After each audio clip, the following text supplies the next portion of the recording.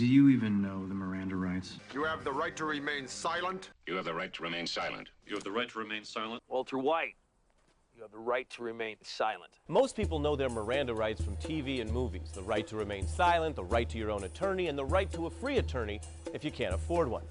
But why do people have these rights? And what could they mean for you if you're ever accused of a crime? Well, let's run through 3 big myths about Miranda rights. The first myth is that federal law requires people be read their rights. There actually is no law on this. Instead, Miranda rights are based on the Bill of Rights, which the founders wrote to protect a citizen from being forced to be a witness against himself. The goal was to prevent the government from using its power to force Americans into confessions when their life was on the line. Now, when rich people were accused of crimes, they benefited from that rule. They'd just call their lawyer and avoid the police. But in 1966, the Supreme Court decided that rule should protect everyone. The court had just established a right to a lawyer for the poor, and in Miranda v. Arizona, the court ruled those rights don't mean much if people don't even know they have them. The court ruled that police could not use a confession they obtained from Ernesto Miranda because he wasn't advised of his rights.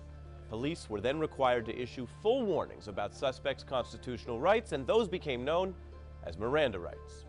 Another myth is that those rights must be read at the time of arrest. Actually, police only have to read Miranda rights before a suspect is interrogated in custody. So if you are ever arrested and make voluntary statements to police, even without a Miranda warning, that statement can be used against you in court. And then there's the biggest Miranda myth, that a failed Miranda warning is some kind of get-out-of-jail-free card. The Miranda rule doesn't dictate anything, though, about whether someone is guilty or innocent. For trials, Miranda is all about evidence. If police violate the requirement, they lose any evidence obtained through that violation, including confessions. But the same suspect can still be prosecuted with any other evidence. The rule is designed to discourage police from abusing Americans' rights, not to reward suspects in any other way. And that's what Ernesto Miranda learned. After the court overturned his conviction because of the use of the confession, he was retried without it, and a new Arizona jury still convicted him.